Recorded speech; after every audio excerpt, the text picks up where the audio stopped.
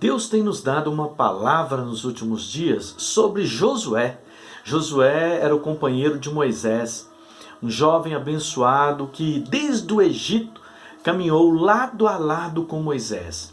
Passou por vários momentos difíceis, vários momentos de tribulação, vários momentos de lutas ao lado de Moisés.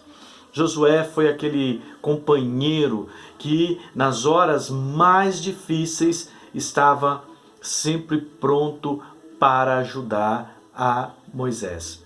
Ele era um discípulo, um amigo, um servo, ele era alguém que estava ombro a ombro, lado a lado em todo o tempo. Houve uma batalha no meio do deserto que Moisés o enviou para liderar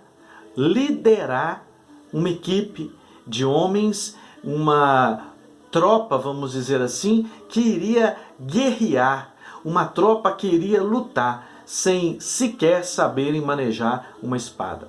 E ele foi na confiança de que Deus estaria abençoando, porque Moisés assim o havia dito. Era um homem que confiava plenamente naquilo que Moisés lhe dizia, naquilo que Moisés lhe orientava. Josué, ele viveu junto com Moisés os mais incríveis milagres. Ele viu a água sair da rocha, ele viu o mar se abrir diante dos olhos dele, ele viu inúmeros feitos que Deus fez através de Moisés. E foi Josué, o homem escolhido por Deus para substituir a Moisés. Quando Moisés morreu, lá no Monte Nebo, Deus chamou Josué e o deu a responsabilidade de conduzir o povo até possuírem a terra prometida. E Deus não lhe deu uma tarefa fácil.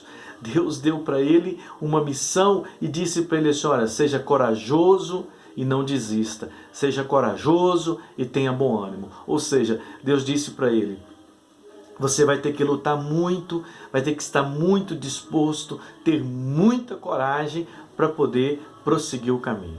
E não foi muito fácil, mas Josué conseguiu atingir o objetivo. Josué adentrou a terra prometida, Josué fez a separação da terra de acordo com as promessas para cada tribo. Josué foi aquele que deu a direção, conduziu o povo diante das batalhas para vencer. E a história de Josué, ela começa diante do Rio Jordão.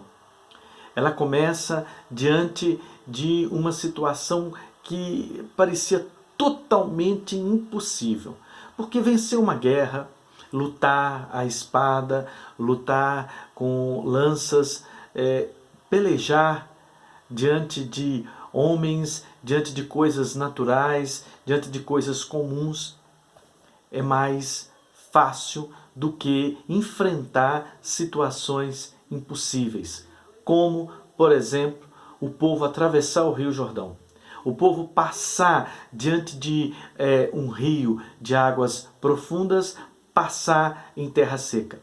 Como aconteceu lá no Mar Vermelho.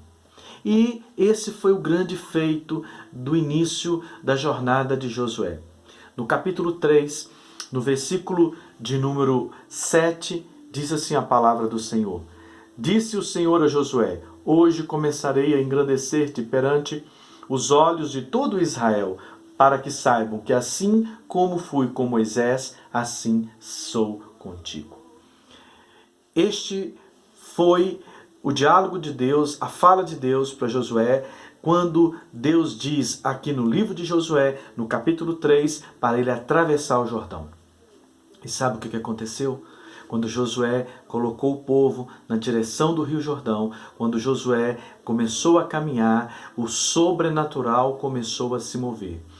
Quando os sacerdotes colocaram os pés nas águas e as águas cobriram seus tornozelos, a Bíblia diz que uma grande parede se formou na cabeceira do Rio Jordão e as águas se estancaram, as águas pararam de correr e o povo passou em terra seca. Grande lição que nós tiramos disso? Todos nós temos que estar diante de um Jordão para vermos o grande milagre de Deus na nossa vida, para que saibamos que Ele está do nosso lado.